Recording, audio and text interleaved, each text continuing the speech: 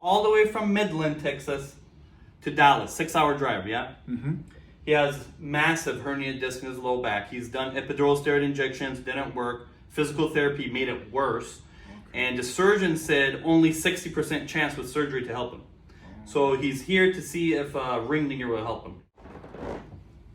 There we go. Oh, there we go. Oh.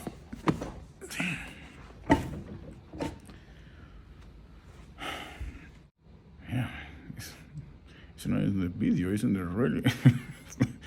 You feel it crack all the way down, even here. Yeah, it's everything. At the L5S1, that's his last disc basically, so he felt that crack open too. Yeah, you did really good. You made it look easy. It's easy now. There we go. Still kicking too. Yeah, it's good. It's moving. It's no pain from here. Yeah. Everything's relaxed on there.